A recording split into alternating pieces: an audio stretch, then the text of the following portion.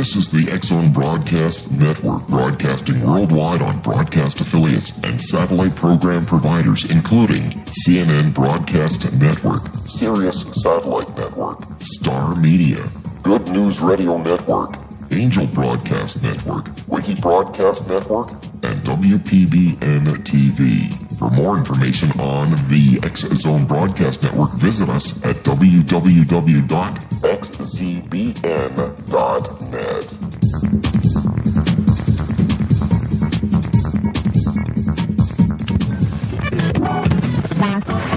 All Hit Radio.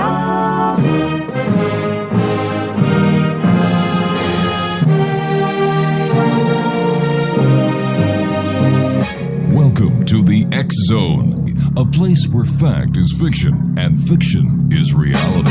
Now, here's your host, Rob McConnell.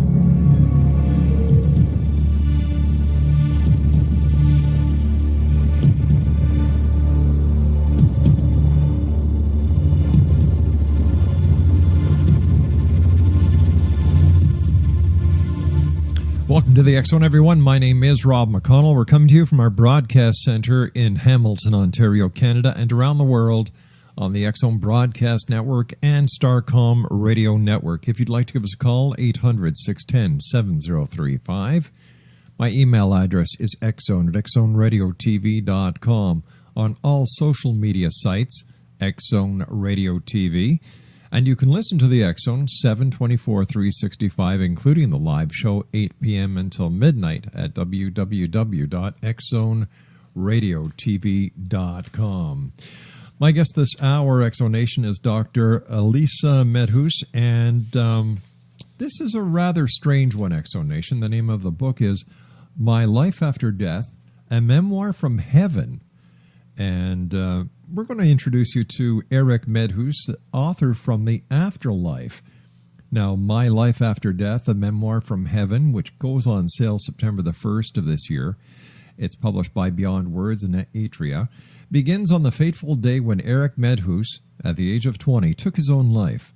What follows is Eric's detailed, moment-by-moment account of his death, transition, and the new life he discovers on the other side, told for the very first time in his own words as channeled by renowned medium Jamie Butler and transcribed by Eric's mother, Dr. Elisa Medhus. The follow-up to My Son and the Afterlife, Eric delivers on his promise to show what heaven is like and how it works. Eric's candor, irreverent humor, and fascinating story is riveting while also offering guidance, hope, and a deeper understanding of what happens when your time on earth ends. My Life After Death provides peace and solace for those who have grieved a loss and answers critical questions for everyone who has ever wondered about the existence of an afterlife. Ultimately, Eric's message is, life never truly ends. Joining me now is Dr. Elisa Medhus. And, Doctor, this is yes, Rob. This is a first for the X-Zone, actually having the author on the other side channeling to the people on this side. So thank you very much for joining us today. Absolutely. Glad to be here. Where does this start? What's the timeline? Well, 5 years ago, Eric shot himself. And my journey began 3 days. Well, of course, the journey is from the moment of his death, but my journey began when Eric showed up to my militantly atheist father, making him panic. My father was sitting in a chair, and all of a sudden he sees Eric standing in front of him. Eric turns into his little boy self and crawls up into his lap. So this is a guy who is so militantly atheist that it really, when he had this experience, made me wonder, wow, maybe there is life after death. So, I'm a physician. So for me, my whole world is science, and that meant that nothing existed if it could not be perceived by the senses or measured by an instrument. So when this experience happened with my father, that's when I decided to go on this journey of, studying quantum physics and reading about near-death experiences and alternate dimensions and controlled studies on mediums. And that was a very bumpy road from skeptic to believer, let me tell you. Well, you're a doctor. You're a medical scientist. How were you able to rationalize in your scientific being that this was really happening, that this wasn't mind over matter, this wasn't part of the grieving process, but this was real? Well, first of all, I didn't want to believe it. Why? I know that sounds counterintuitive to people, but if I did believe that Eric still existed and then, bought it hook, line, and sinker, and then found out it was all a bunch of nonsense, it would be like losing him all over again. And I can't tell you how devastating the first loss was. To have it happen again would be too much for me. So this is not the wishful thinking of a grieving mother. I wanted proof, and I got it time and time again. And now there's so much hard evidence that I really can't deny his ongoing existence. Tell me about the proof. Well, for example, shortly after Eric died, I was walking to his bedroom where he had shot himself, and my second oldest daughter, Michelle, was following me, and she had a very strong connection with Eric. She felt his presence. So when she did, there happened to be a digital camera right on a table in the room we were just passing through. She picked it up, started snapping pictures, and she we looked at the pictures afterwards, and there was one of a bright globe, a bright orb following me, and it had a comet tail, so it looked like it was moving fast. Now, we got it analyzed by a photography expert who concluded, once he brought the gamma filters down, whatever in the heck that means, that it was its own light source. You could even see it with the gamma taken down, the light reflecting on nearby structures. That was the first, besides the experience with my father. But then we started getting all sorts of odd things happening, like faucets would turn on slowly while we watched. Unplugged appliances would start working. Unplugged, no power. Airsoft BBs would appear at the ceiling and drop to the... At one point, Eric even called me. I heard his voice. That was an experience I'll never forget. But, still, the skeptic that I was, I just, time would pass and doubt would creep in. So, I started to second guess myself. It was only until I had a recording of his voice, and I've had many since then, that I finally went from hovering at 90% sure to 100% sure. And, that was when I heard his voice on one of the recorded sessions I had with Jamie Butler, the medium. All right, so you didn't hear his voice on your own. It was the medium that was the catalyst for the voice? Or the connection? No, we recorded the session, and a year and a half later, a blog member, I have a blog called Channeling Eric, to help grievers who have lost their own loved ones. And she said, I hear a couple of voices on this, Elisa. So I thought, well, no, that's impossible. It's just me and Jamie. But of course, I listened to it, and sure enough, there were voices, and one of them was clearly my son's. I mean, a mother knows the sound of her own kid's voice. The way he said breakfast, like a little child. His verbal tick, he had lots of ticks. One sounded like he was clearing his throat. That was there. And, of course, being the scientist, I thought, well, let me get this analyzed. So I did.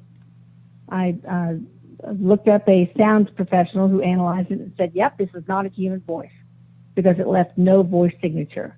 And among other Whoa, wait a second here. I've been in broadcasting for a number of years, and if you hear something, it does leave a digital print, or else it can't get recorded.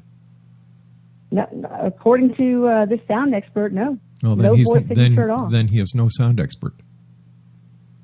Oh, he is. He's worked in audiovisual for a long time. I will tell you something. After 24 years in broadcasting, if something is heard and it's on a digital tape or on a digital recorder, it will leave an imprint. I've never, ever, ever, ever heard of that before. Well, maybe you have not picked up any sounds of spirits. It's a little different, the way they work with the recording devices. So I don't know exactly how Eric did it, but it was clearly different. And we had another gentleman look at it, and I actually do have the sound imprint and the analysis showing the lack of the voice imprint. So, I could send that to you. Okay, yeah, I'd appreciate that, because without it registering, you can't reproduce the sound. It's impossible. Yeah, they thought, they thought the world was flat for a long time. Yeah, but doctor, I think we're mixing apple and oranges here. But if that's what your expert says, and if that's what you believe, who am I to argue? Well, I've had two experts, and they both concluded. And one of them, the second one, said that Eric apparently used my voice to create his own sound, and this is really interesting because it was during a radio interview. A radio host, the host called me back later and said that she had heard a voice that was not on the live recording, when we first had the interview. And we didn't hear anything. Right. But I listened to the timestamp that she sent. And, there was Eric saying, "Minions," really loudly. And then right after that, Jamie follows with, he calls them minions. And, that's another analysis that Dr. R. Craig Hogan, PhD, studied. So I could send you that. It's really fascinating. Yeah, because this is, well, like I said, with all my years' experience, this is unheard of. But like you said, at one time they thought the earth was flat. Yeah. How did you find these experts? Well, a lot of them just came out of the woodwork because they heard the sounds themselves. Two of them, and volunteered to do it. And one works at Harvard, and the other he is a film producer that works a lot with audio visual. Now, had these people had an interest in the paranormal? I know the one that was a film producer did. Right. Craig Hogan, I really don't know, to tell you the truth. Okay. So when did you have your first conversation with your son? Well, I think the first one was probably a month or two after he died. I went to bed, and I didn't really even have time to put my head on the pillow when there he was, jumping from the left foot of the bed to the right, back and forth. And my deceased sister Denise was sitting on the left foot, looking at him and grinning, and I just couldn't believe it. I thought, well, I know I'm awake, but this can't be happening. It makes absolutely no sense. He's dead. But I followed him with my eyes back and forth, and all of a sudden he turns his face toward me and looks completely startled and says, "Mom, you can see me." And he falls into my arms and we hug, and the hug felt absolutely solid. How many times have you seen your son over the years? Not very many, maybe 3 or 4 times. And it's very difficult because everything is energy. Yeah. I mean, everything, even thoughts and emotions are energy. And Einstein referred to matter as frozen light. Everything's energy. And all energy vibrates at a very unique frequency on this long electromagnetic spectrum. Now, we humans occupy a tiny, tiny sliver, the visible range. That's where our reality is. That's where we see things. Spirits, along with radio waves and cosmic waves and microwaves, etc., vibrate a frequency outside of that visible range. That's why we can't see them. But it's so weird that people don't believe in spirits because they don't see them. Because we can't see radio waves, yet we know they exist. Right, because they leave an imprint. Well, spirits leave an imprint too, with the EVPs. All right, mediums, okay, but let's go back here a few steps. You said that spirits leave an imprint on an EVP. I agree with that. That right. If there's a sound, there's an imprint. But you said that according to 2 experts, your son's voice was there and it left no digital imprint.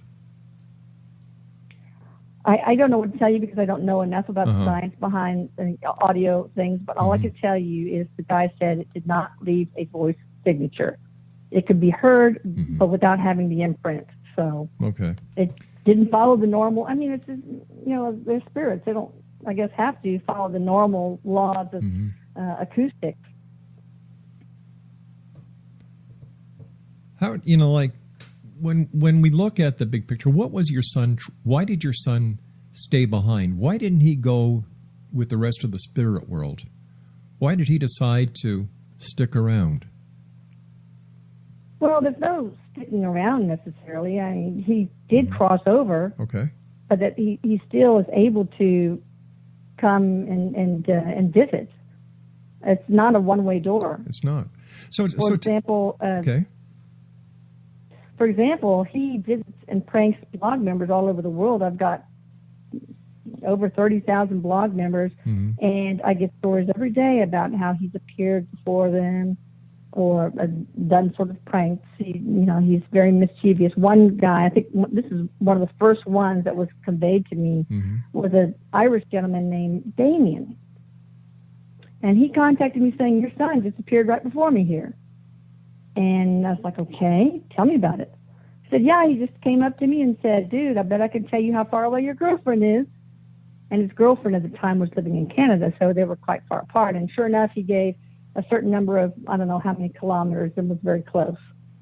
So, and since then, he has been visiting blog members all over the world, spreading his mischief. Why?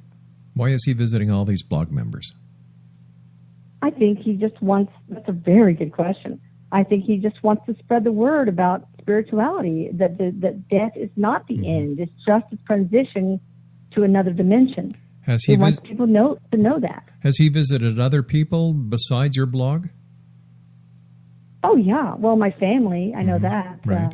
I maybe he's connected with other people that are not blog members.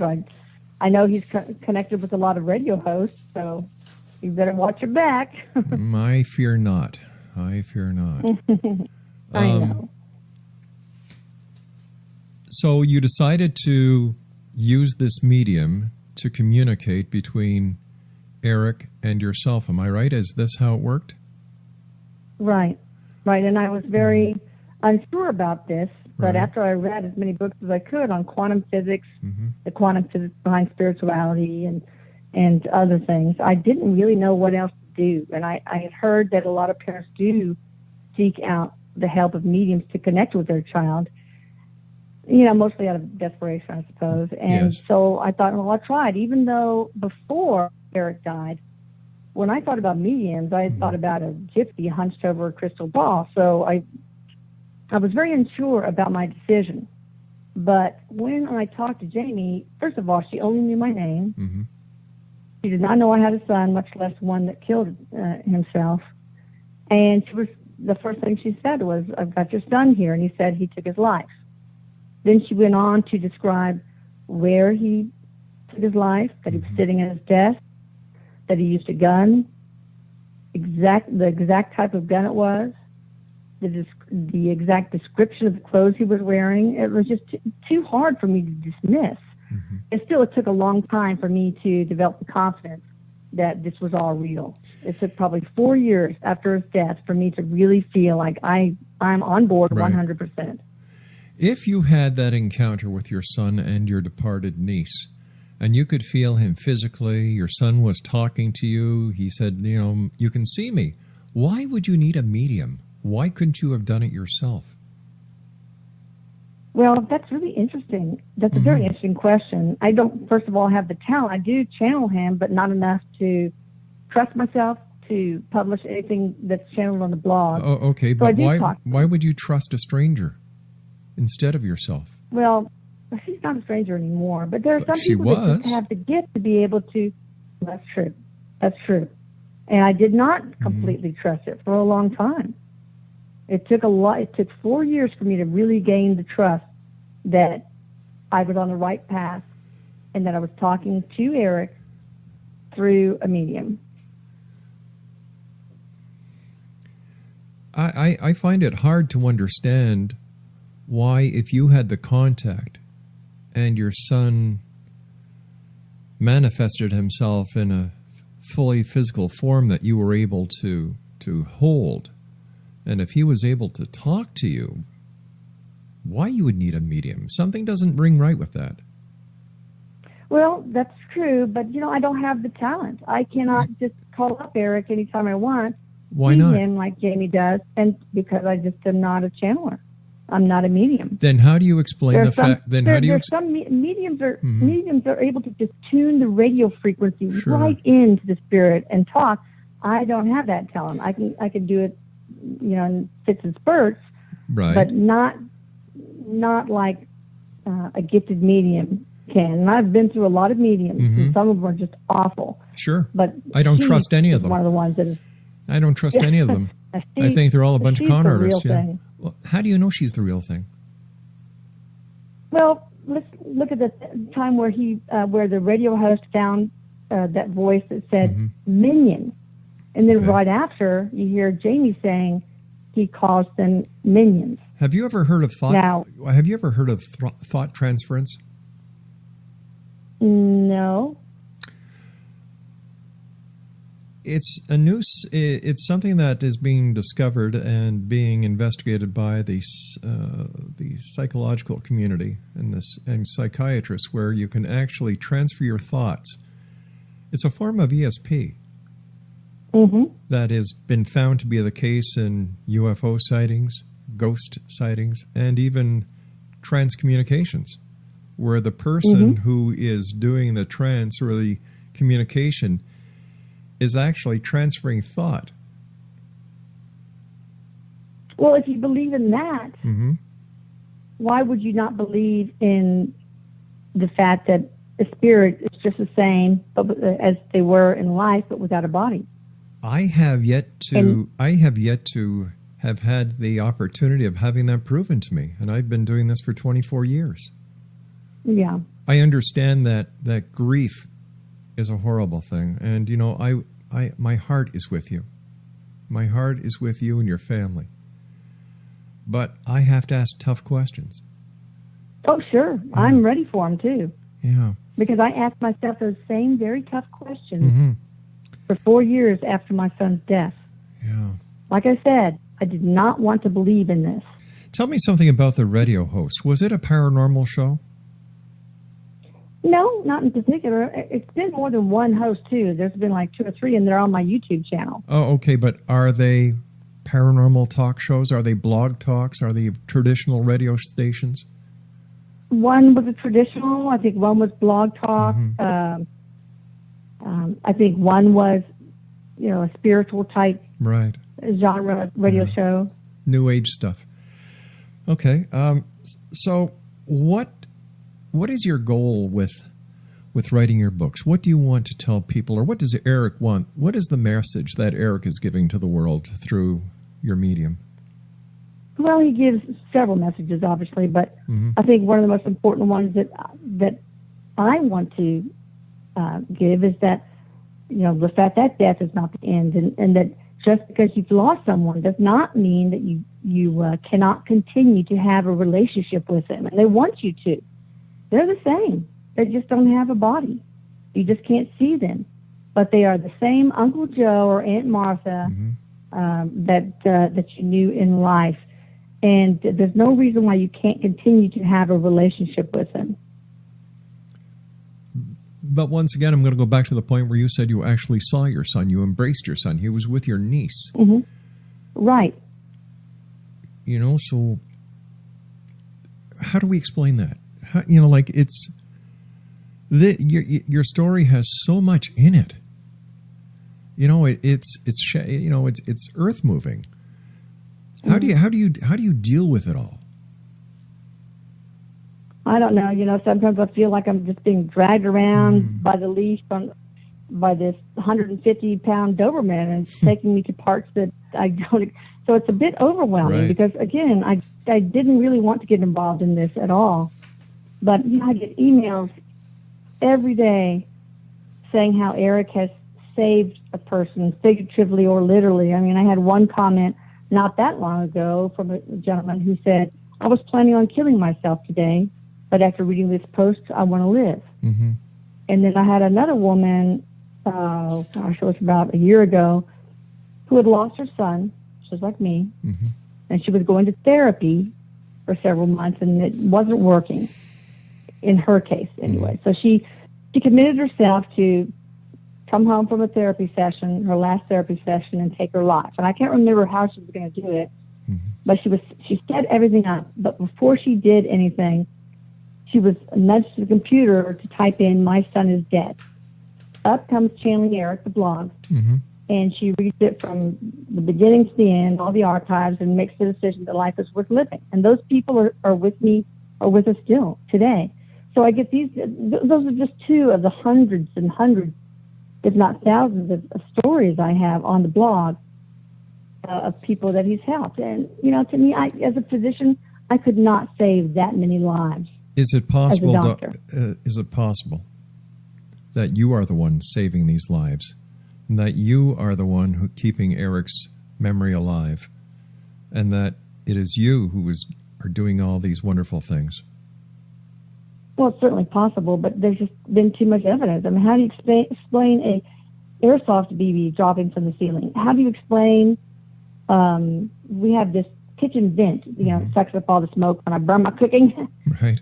Anyway, so we were remodeling the kitchen, and so there was no power to it. But yet, every time my husband came home, 3 days in a row, that vent would slowly rise up and then go down again, as if waving hello. There was no power to the kitchen.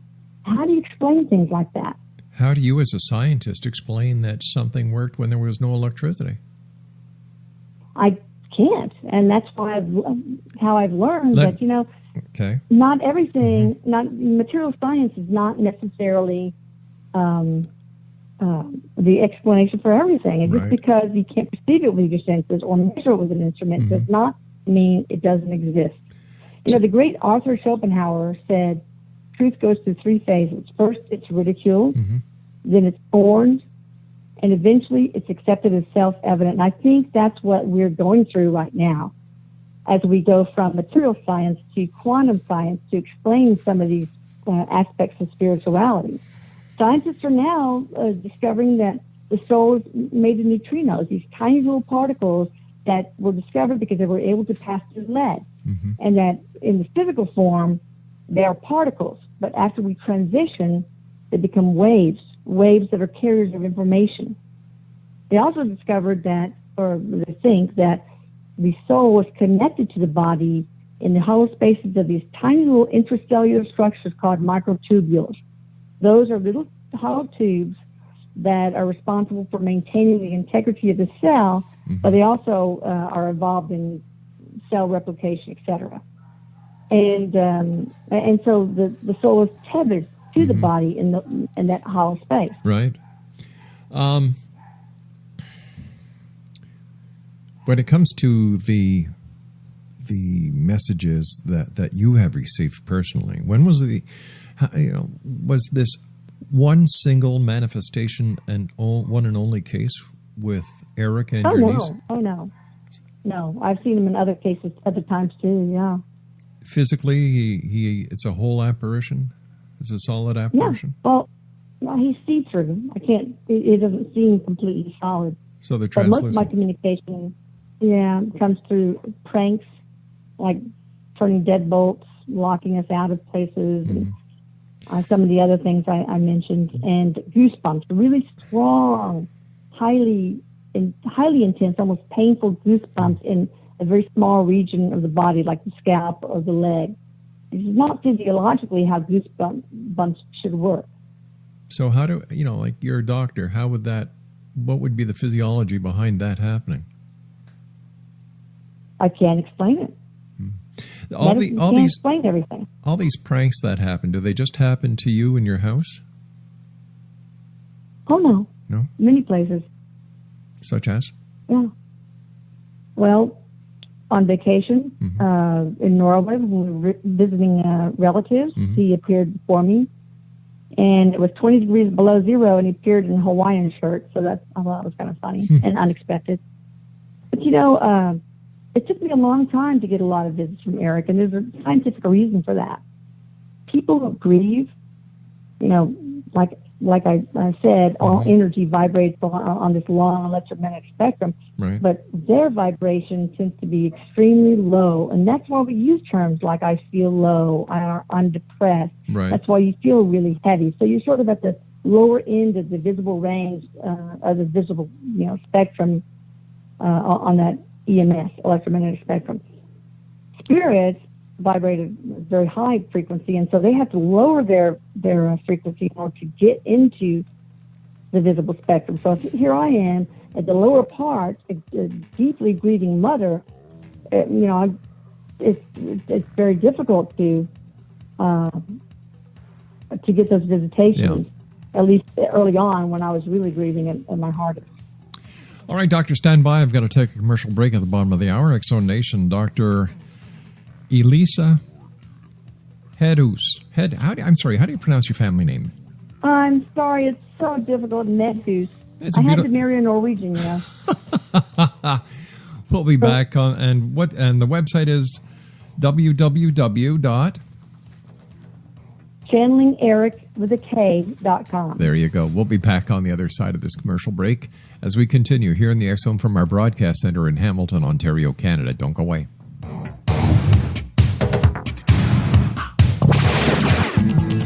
Ever wondered if your advertising dollar is really working for you? If your ad would have been here, you and more than 4 million people would be listening to it right now. Contact ads at xzoneradiotv.com.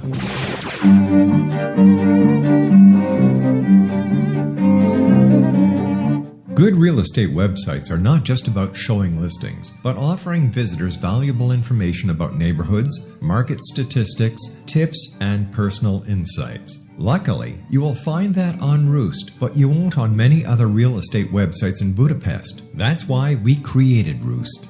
Roost is a website with tailored results for the foreign investor, curated by Hungarian-loving expats who found their home abroad and decided to roost in Budapest. Let Roost help you get started on the right foot. Whether you intend to live, work, play, retire, or simply invest abroad, Roost offers all types of properties in Budapest, from affordable studios to luxury homes. From neighborhood insights like where to grab a great coffee or how to buy property, our team of local experts can answer your questions and speak to the direct concerns of a foreign investor. Buying foreign property is an exciting and complex adventure. It can also be very time-consuming and costly if you don't have the best information and resources at hand. Roost provides professional real estate services and assistance to an international clientele of foreign property investors and rental apartment owners in Budapest. For more information on Roost, visit their website at www.roost.co. That's www.rooste.co.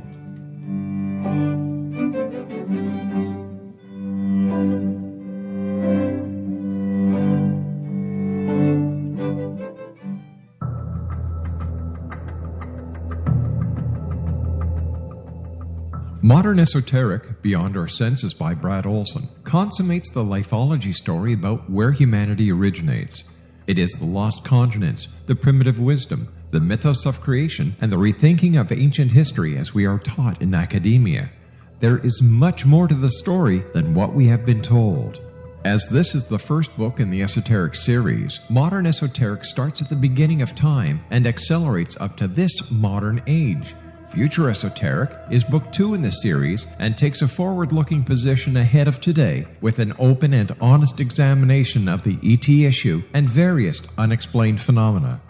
To discover the writings of author Brad Olson, visit www.bradolson.com. That's www.bradolson.com. I'm William S. Peckham. If you enjoy a good mystery with a touch of the paranormal, then you'll love my novel, From Out of the Woodwork. It's the story of a young Toronto contractor, Sean Kennedy, who buys derelict homes, guts them, and turns them into multifamily dwellings. Slums just waiting to happen. When Sean buys 29 Livery Lane, the house fights back. Former owners unexpectedly come out of the woodwork as he starts the destruction.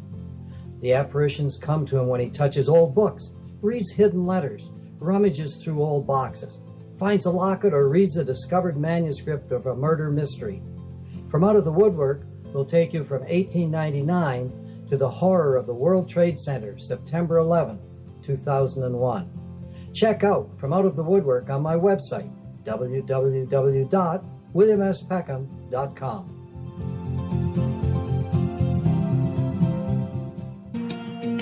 Wouldn't you love to know the secret to everything? Well then, meet Dr. Kimberly McGeorge and her cutting-edge breakthrough knowledge that combines science with possibility. Dr. Kimberly brings real-life answers and healing to those open to alternative solutions. She teaches solution-based programs and classes that will change all areas of your life forever. Specializing in conscious creation, intuitive readings, and energy medicine, you can rapidly shift health, relationships, business, and money and abundance challenges quickly. Receive her best-selling book, Secret to Everything, at no cost by going to secrettoeverything.com/X-Zone. That's right, transformation can start now. Just go to secrettoeverything.com/X-Zone and receive Dr. Kimberly's book for free.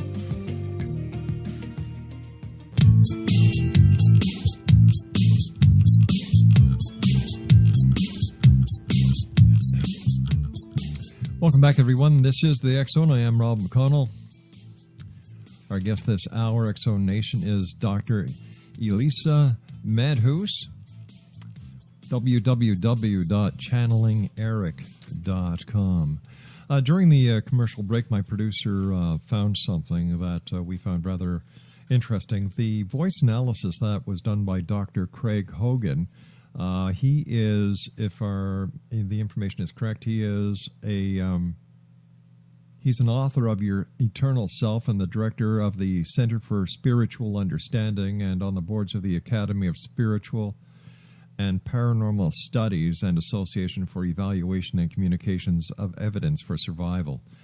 I wonder if the results would have come back the same if the analysis would have been done by someone who had nothing to do with the paranormal. I don't know. You know, a good scientist will not let his or her beliefs get in the way of the analysis. So I would hope not.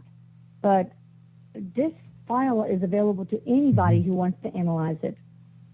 I do not question it, and I think it's totally fine. If anybody wants to give a crack at it and analyze it, I think it'd be good. When was the last time you had a physical visualization of Eric? Oh, gosh. Probably a year ago. I think it was probably in Norway. Really? Well, what does Eric do when he's not? What does he do on the other side? Let me ask you that question. That's a good question. He does talk about that a lot in the book. He talks about not only what his transition was like and what his death was like, but what heaven, he calls it home, but what it looks like and what his life as a spirit is like, even the typical day. And it's very much like it's just a different parallel dimension where it's very similar to Earth in that you only you can manifest your own reality. You can manifest any kind of possession you want. You can, thought creates reality, basically. You can manifest the snowy slope to go snowboarding down. But mostly he works with the blog members. And, in the morning he hangs out with us until we get our day going. Then he hangs out and helps and gives guidance to the several blog members. And then at night he comes home and hangs out with us, his family, his immediate family again. And then after that, he goes to the other time zones and helps blog members there. Wow. And then he spends some alone time doing things that he likes, like manifesting a motorcycle and going down a fast track, etc. He manifests a motorcycle? Well, you can manifest anything. Thought creates reality. It's the collapsing of the Schrodinger equation that will make a wave collapse into a particle, photon can become a particle. That's how reality is created. That's how matter is created. It takes consciousness, the observation of consciousness, to make this equation called the Schrodinger equation collapse this wave into a particle. Just like I was talking about the neutron being in a particle form but transforming into a wave after we transition. So what happens to us when we die? Well, the one interesting anecdote I want to tell you is Eric says that the whole fact that our soul is tethered to the hollow space in these microtubules, that some people have a hard time disconnecting from that space. And so the friction, the energy builds up and up and up until, whoosh, you have spontaneous human combustion. That's the etiology behind spontaneous human combustion, apparently. Wow. And these are very often people who have a hard time letting go of things anyway, such as hoarders. But basically, you disconnect from that microtubule hollow space, and you transform from these neutrino particles to neutrino waves that become carriers of information. And we are essentially consciousness, or information, seeking information. We are sentient energy that's self-aware. So the heaven that we all, or most of us, have heard about, where you sit on the right hand of God, you're on top of the clouds, you get to chat with the angels. Is this real or is this myth? Well, you can have any kind of reality you want. If that's what you want, you create it, because thought creates reality. Consciousness creates reality. But atheists, for example, when they pass on into complete darkness. And then all of a sudden they'll realize they're still thinking, like, hey, I wonder what happened to Fido. Did I see him? And then they'll start to panic and ask for help, and their vibration of their energy will raise to a point where they can receive help from other spirits. There are some people who believe in the whole, passing into a white tunnel type thing. That's what they'll get. There are some people who believe that you have to battle your demons and go through some sort of hellish type experience before you get to the other side. And so they create that experience for themselves. So what happens to you is actually based on whatever belief system you had about crossing over and about heaven to begin with. So when we look at heaven and hell, would hell be here on earth? I think so sometimes. Let me tell you, after Eric died, that's what I thought. That there could not be a worse hell. But there's really no such thing as hell unless we want to create that reality for ourselves after we cross over. And even that is never permanent. You never stay in some sort of iteration of hell. Right. For long. You always ask for help. How is your book different than other books that are out there, in the genre about life after death, communication after death?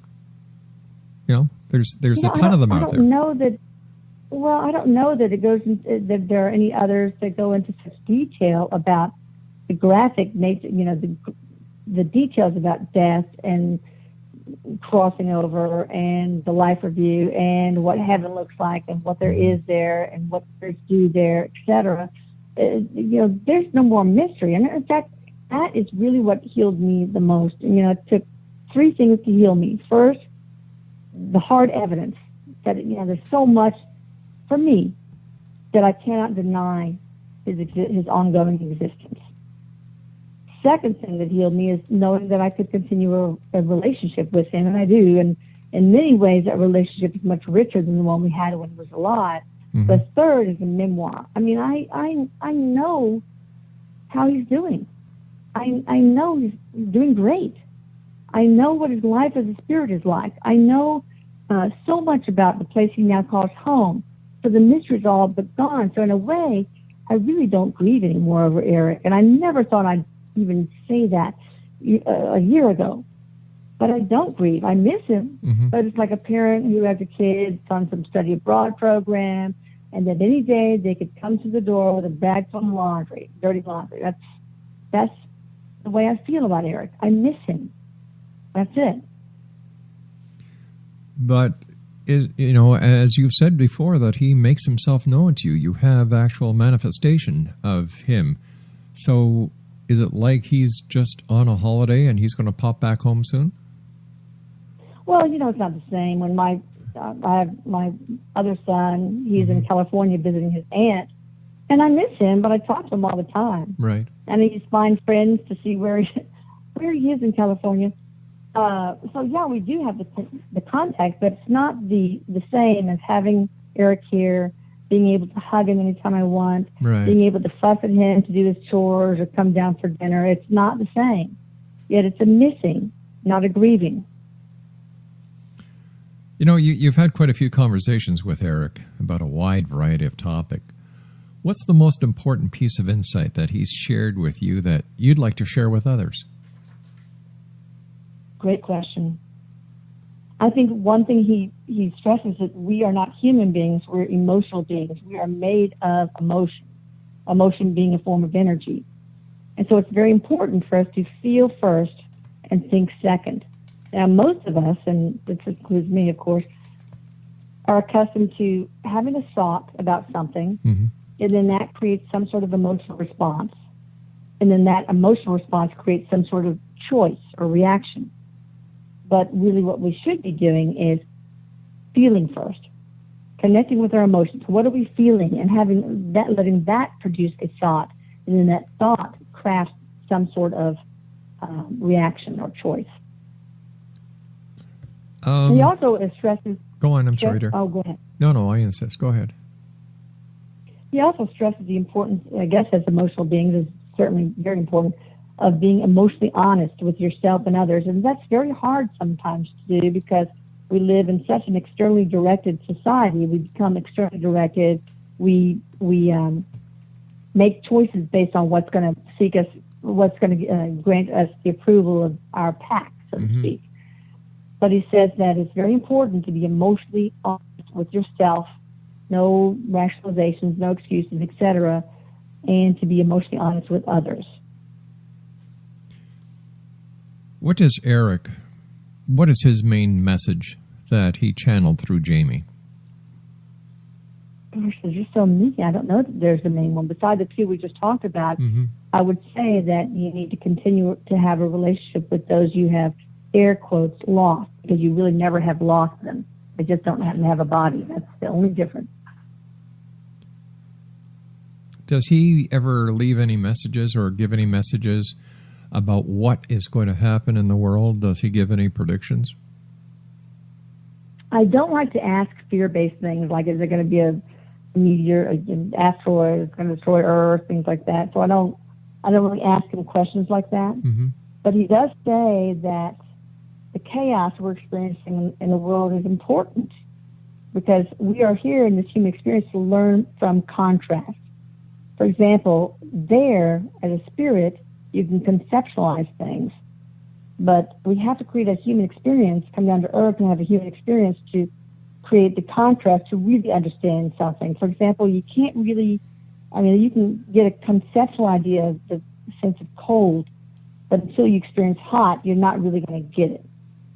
So that's why we have to have the chaos to understand basically various facets of love and understanding. That's what we're here to do. Gotcha. To remember how to love and that we are love. He uses the brownie metaphor. I like it because it explains it very well. In spirit, you can kind of look at a picture of a brownie, read the recipe, kind of get an idea of what a brownie's all about. But no, you have to come to earth, get in the kitchen, mix up all the ingredients, get batter all over yourself like I probably would. And then you put it in the pan, stick it in the oven, burn your fingers maybe. But then you take them out, cool them off, you ice them, and you take a bite. That's when you really know what a brownie is all about. Not by just the image and the recipe. What about reincarnation? Does he talk about reincarnation? Oh, yeah. There's no really reincarnation because just like Einstein said, there is no linear time. That is a human construct that we need. We have to have linear time in order to have cause and effect, for example. Or, hey, I need to get up, eat breakfast, and go to work, etc. but there is no real time. So your past, present, future are all happening at once. So you're living all your incarnations at the same time. He describes it like a wagon wheel, okay? Or, well, let me give you the simpler one first. A stack of books, okay? That whole vertical stack of books, those are all your lives. They exist at the same moment. You are just focusing on one particular book, your current life. So all the others exist. So let me ask you this. If he is reincarnated, do you lose communication with him? Excuse me? Say that again? If Eric was to be reincarnated tomorrow, would all communication with Eric end? No, not at all.